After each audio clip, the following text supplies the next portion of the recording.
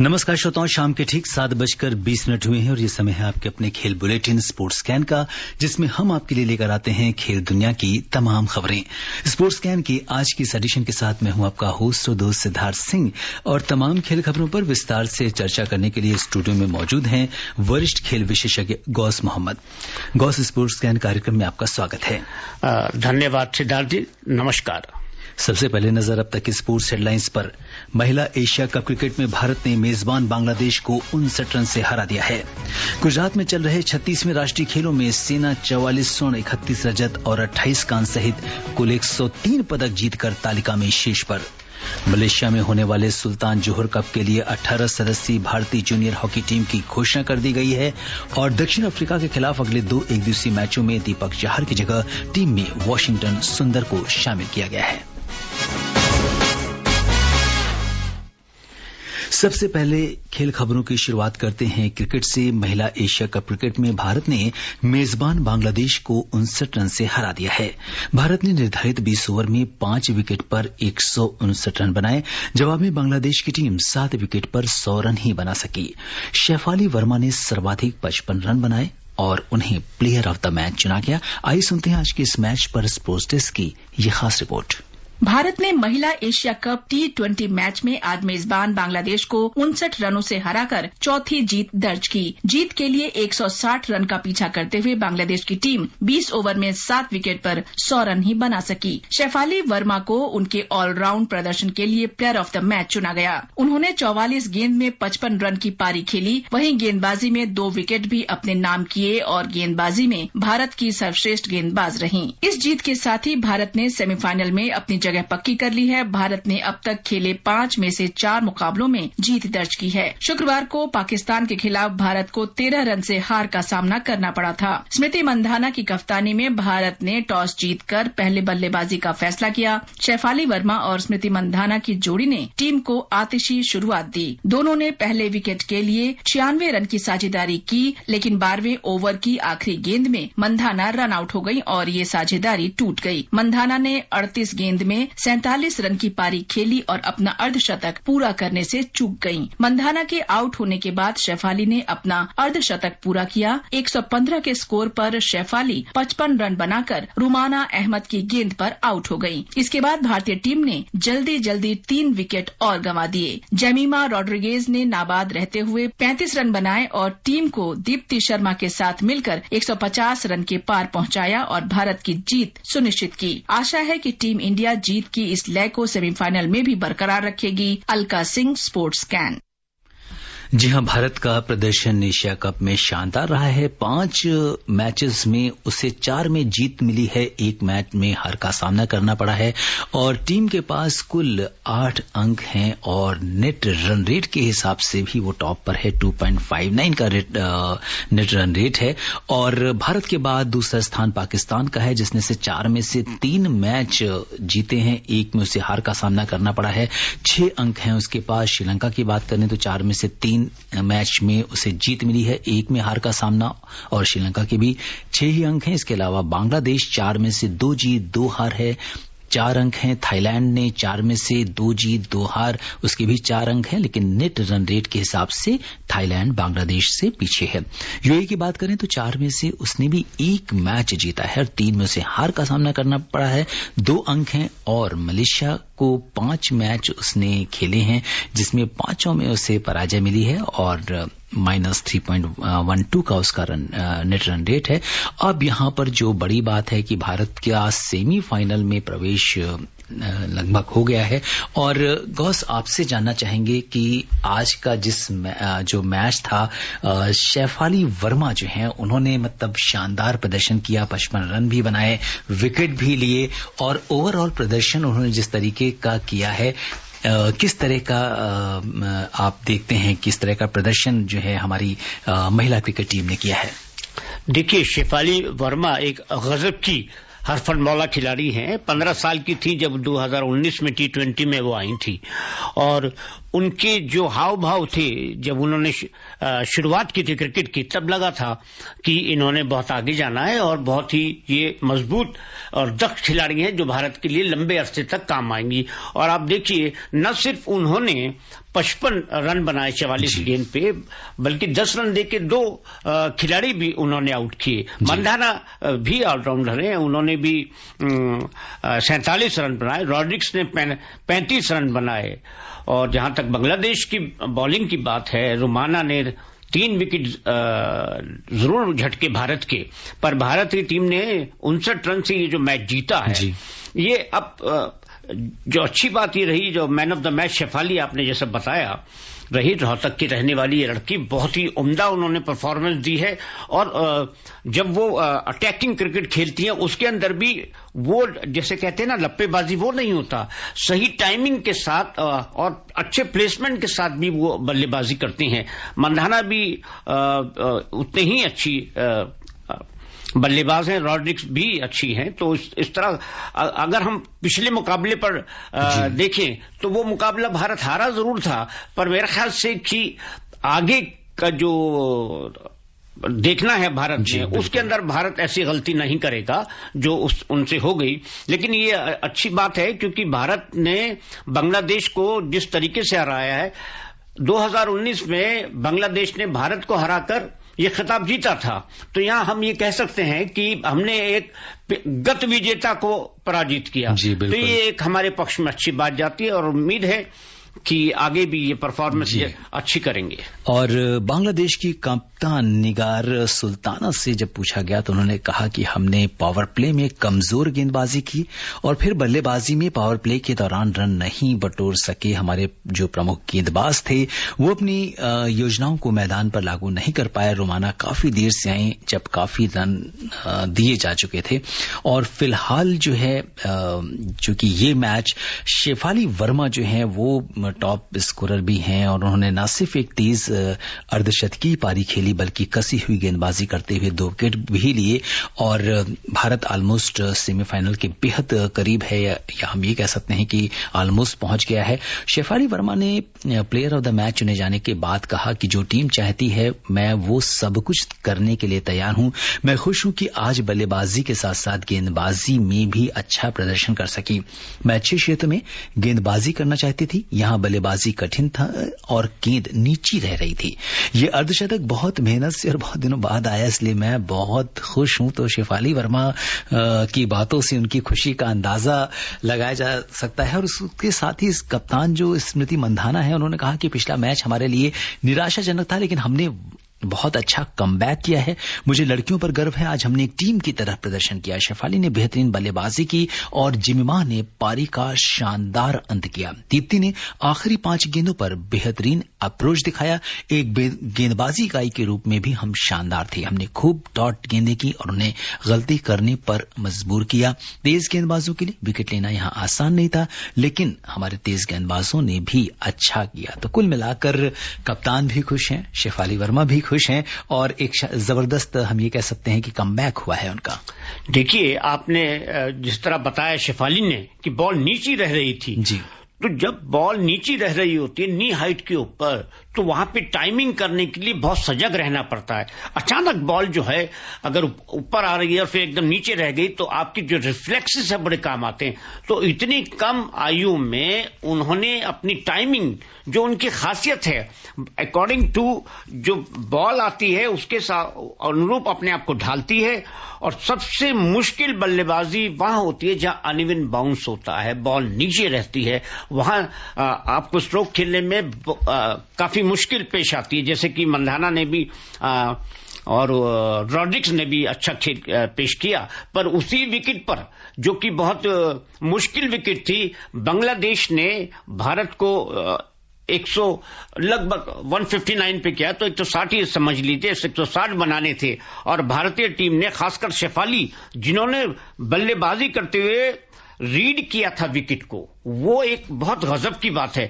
उनकी रीडिंग बहुत अच्छी, ऑब्जर्वेशन बहुत अच्छा है और उम्मीद करते हैं कि जो बाकी के मैच होंगे वो बहुत ही बेहतर खेलेगी भारतीय टीम। लेकिन एक चेतावनी वो दे गई है कि बॉल और ये विकेट जो है अनइवन बाउंस है। जी बिल्कुल, तो इसके साथ ही ये तो बात थी एशिया कप क्रिकेट में, और यहाँ की कुछ और बात भी अभी बाकी है।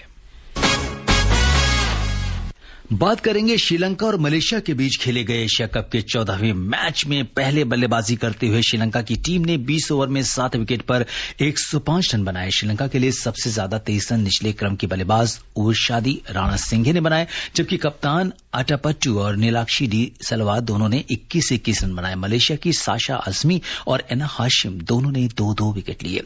श्रीलंका के बैटर तो मलेशिया के अटैक के सामने टिक नहीं पाए और बल्लेबाजों ने टीम के लिए लगभग मुश्किलें खड़ी कर दी थी, मगर गेंदबाजों ने निराश नहीं किया।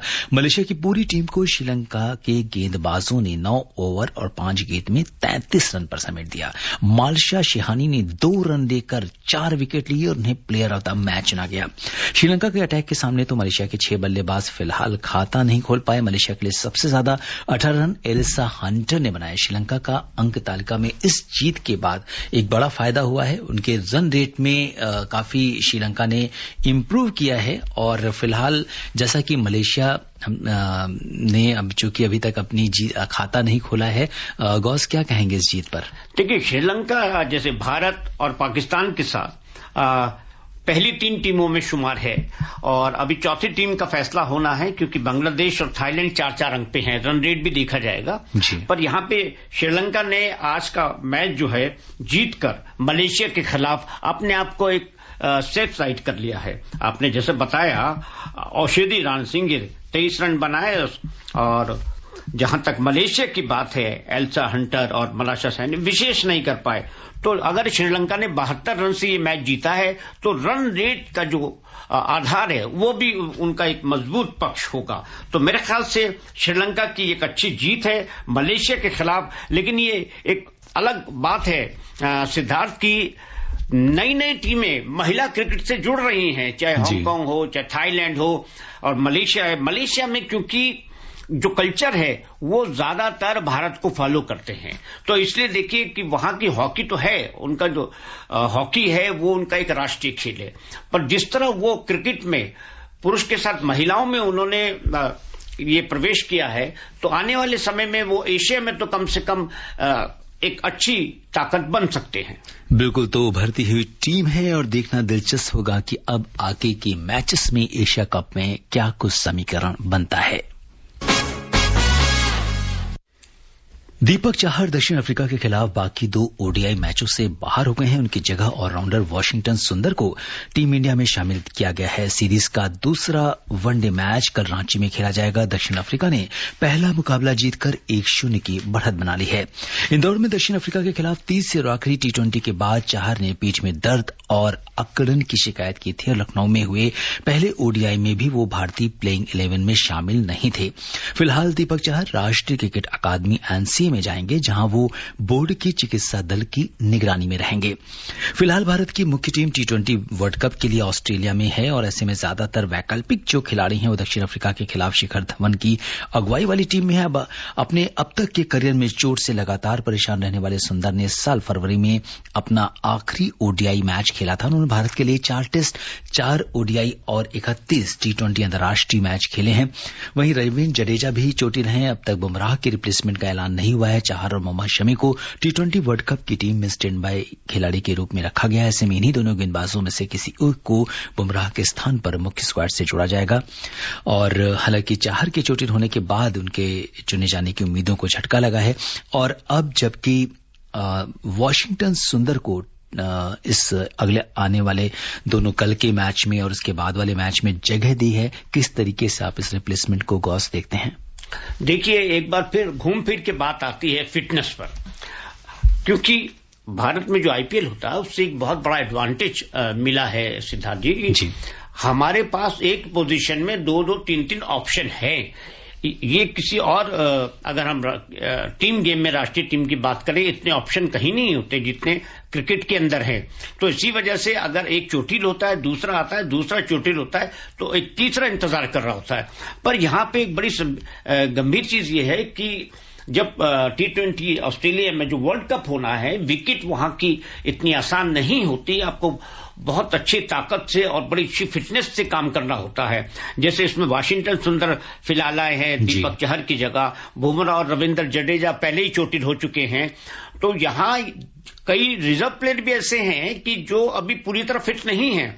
और राष्ट्रीय खेल अकेडमी का जो काम है वो ये है कि वो खिलाड़ियों की फिटनेस पर भी बड़ी पैनी निगाहें रखता है। तो यहां देखना था कि जो हम ये साउथ अफ्रीका के खिलाफ मैच खेल रहे हैं, यहां वो खिलाड़ी जो हमको बहुत जरूरत सख्त ऑस्ट्रेलिया में है, उनको नेशनल क्रिकेट अकेडमी में ही रखना था। और क्योंकि उनको परखने की जरूरत नहीं है। अगर आप ये कहें कि बुमराह को देखना है अफ्रीका के खिलाफ, तो अजीब सी बात है। तो फिटनेस एक बहुत बड़ा फैक्टर होगा। और अब बात कर लेते हैं हॉकी की। मलेशिया में होने वाले सुल्तान जोहर कप के लिए 18 सदस्यीय भारतीय जूनियर हॉकी टीम की घोषणा कर दी गई है। टीम इंडिया के कप्तान उत्तम सिंह होंगे, वहां बॉबी सिंह धामी को टीम का उप कप्तान बनाया गया है। भारत टूर्नामेंट में अपने अभियान की शुरुआत 22 अक्टूबर को मलेशिया के खिलाफ करेगा। ये सुनते हैं स्पोर्ट्स डेस्क की यह खास रिपोर्ट। हॉकी इंडिया ने 22 अक्टूबर से मलेशिया के जोहोर बाहरू में होने वाले सुल्तान जोहोर कप के लिए उत्तम सिंह की कप्तानी में 18 सदस्यीय भारतीय जूनियर हॉकी टीम की घोषणा की। भारतीय टीम ने 2019 में ब्रिटेन के खिलाफ कड़े मुकाबले में हारकर रजत पदक जीता था। भारत का इस वर्ष के संस्करण में ऑस्ट्रेलिया, जापान, दक्षिण अफ्रीका, मेजबान मलेशिया और वर्तमान चैंपियन ब्रिटेन से मुकाबला होगा। ये टूर्नामेंट कोरोना महामारी के कारण 2 साल के अंतराल के बाद हो रहा है। कप्तान उत्तम सिंह 2021 में भारत में जूनियर विश्व कप अभियान में उतरे थे और इस वर्ष जकार्ता में एशिया कप 2022 में सीनियर टीम में पदार्पण किया था। बॉबी सिंह धामी को टीम का उप कप्तान बनाया गया है। भारत टूर्नामेंट में अपने अभियान की शुरुआत 22 अक्टूबर को मलेशिया के खिलाफ करेगा। भारत का 23 अक्टूबर को दक्षिण अफ्रीका से मुकाबला होगा। 2 दिन के विश्राम के बाद भारत का 25 अक्टूबर को जापान से और 26 अक्टूबर को ऑस्ट्रेलिया से मुकाबला होगा। भारत का 28 अक्टूबर को ब्रिटेन से मुकाबला होगा, जबकि फाइनल 29 अक्टूबर को खेला जाएगा। उम्मीद है कि टीम इंडिया बेहतर प्रदर्शन कर सुल्तान जोहोर कप अपने नाम करेगी। Athar Saeed, sports scan. जी हाँ, अगर भारत की परफॉर्मेंस पर अगर हम एक नजर डालें तो 2013 और 2014 2 बार का खिताब भारत के पास है और पिछले साल भारत उप विजेता रहा है। भारत ने अगर हम देखें तो पिछले साल 2019 में जो है ब्रिटेन को 2-1 से भारत को हार का सामना करना पड़ा था और उसके पहले भी 2018 में भी भारत को ब्रिटेन ने ही हराया था। तो ब्रिटेन भारत के लिए एक बड़ी चुनौती के रूप में इस टूर्नामेंट में उभरा है। हालांकि 15, 18 और 19 3 साल जो है वो ब्रिटेन इस का विजेता रहा है इस टूर्नामेंट का। अब जबकि कोविड के बाद कारण मैच पिछली बार नहीं हो सका था, तो अब आप किस तरीके से देखते हैं दोनों टीमों के बीच? ये टूर्नामेंट जो है बहुत बहुत फायदेमंद होता है किसी भी देश के लिए, क्योंकि इसमें सभी देश आते हैं, ऑस्ट्रेलिया हो या साउथ अफ्रीका हो, ब्रिटेन हो और भारत और पाकिस्तान, ये सभी खेलते हैं। तो इसके अलावा अजलान शाह होता था, उसके बाद इन्होंने ये जोहर कप शुरू किया जूनियर्स के लिए अंडर 21, और अंडर 21 टूर्नामेंट किसी भी देश के लिए बहुत बहुत फायदेमंद है। बेशक पिछली बार रजत विजेता थे और भारतीय टीम को हमेशा मलेशिया में फायदा मिलता रहा है। और मलेशिया, जैसा मैंने पहले भी कहा कि राष्ट्रीय खेल है हॉकी उनका, तो यहां पर हम कह सकते हैं जो टीम है वो एक हमारी एक बैलेंस टीम है। जी बिल्कुल, एक बैलेंस टीम है और उम्मीद कर रहे हैं कि भारत बेहतर प्रदर्शन करेगा। और अब बात कर लेते हैं राष्ट्रीय खेलों की। गुजरात में चल रहे 36वें राष्ट्रीय खेलों में सेना 44 स्वर्ण, 31 रजत और 28 कांस्य सहित कुल 103 पदक लेकर तालिका में शीर्ष पर है। हरियाणा 30 स्वर्ण, 25 रजत और 28 कांस्य सहित 83 पदकों के साथ दूसरे स्थान पर और महाराष्ट्र 28 स्वर्ण, 28 रजत और 53 कांस्य सहित कुल 109 पदक जीतकर तीसरे स्थान पर है। कर्नाटक 23 स्वर्ण पदक के साथ चौथे और तमिलनाडु 21 स्वर्ण पदक के साथ 5वें स्थान पर है। पुरुष हॉकी में आज महाराष्ट्र ने झारखंड को 3-1 से हराकर सेमीफाइनल में जगह बनाई। हरियाणा ने तमिलनाडु को 3-0 से और उत्तर प्रदेश ने पश्चिम बंगाल को हराकर सेमीफाइनल में प्रवेश किया।